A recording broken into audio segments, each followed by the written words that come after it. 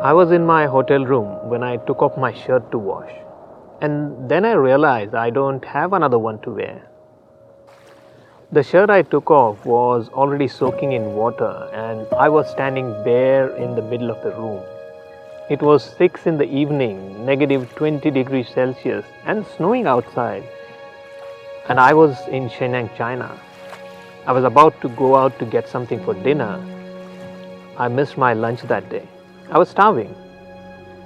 So while staring at my thin black jacket on the couch, I had a choice to make. To sleep without dinner or go out in that thin black jacket for food while risking myself with hypothermia.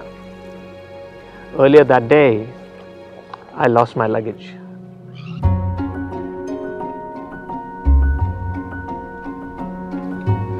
For a vegetarian like me in a country like China, food options were severely limited. I had only two options, hot kimchi or bland rice. I was in a country where I didn't speak the language. I had nothing but a laptop bag and some money. I was on a project that needed my full attention. When I used to work with LG Electronics, I traveled to China several times. In 2005, it was my first trip abroad to China with 4 of my colleagues. So we traveled from Pune to Mumbai, Mumbai to Delhi, Delhi to Shanghai, and then Shanghai to Shenyang.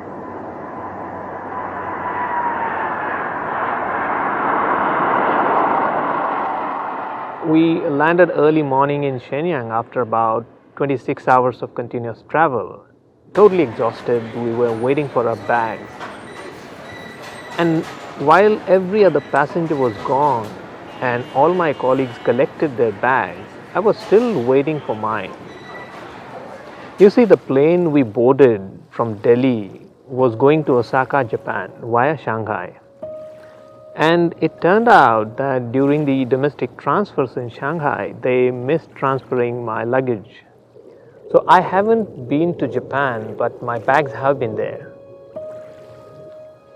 After all the necessary formalities, some paperwork, the airline staff assured me of returning my luggage in about 3 days. And we were so exhausted that we had no energy or interest left to argue with anyone. So we just left for hotels. I only had my laptop bag, a basic phone, not even smartphone, little cash, no credit card, and my passport. Fortunately, I also had a thin black jacket on me, which was kind of helpful in negative 20 degrees Celsius and snow at that time. It was a struggle, but I managed with whatever I had for next few days. So when I think about it, I smile at how I managed those 3 days. Okay, people, listen up. People upstairs handed us this one, and we gotta come through. We gotta find a way to make this fit into the hole for this, using nothing but that. Resourcefulness in our daily life might be a little less dramatic than that, but still it is the most remarkable and definitely must have traits. The thing is, we don't always have to wait for something to go wrong. So if we want to build resourcefulness, try creating artificial constraints when doing something and then see how you cope with that. I often limit my social media posts to 150 words or less, or sometimes I would put a time limit on my videos. I will ask myself, can I make it exactly 1 minute, 25 seconds long? No more, no less. Sometimes I say yes to a few meetings that are scheduled at odd hours, and then I work around my schedule to accommodate them.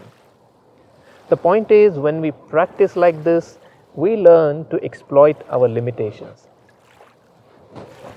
Sometimes all you need is a new perspective. So gamify things to practice resourcefulness on a daily basis. Let these limitations fill you with strength rather than depleting your power. The more we constrain ourselves with resources, the more resourceful we become. It is kind of unfortunate that most of us live in a world so full of resources that we have actually brainwashed ourselves into a world full of scarcity. It doesn't have to be that way. Resourcefulness is not a shortcut to success.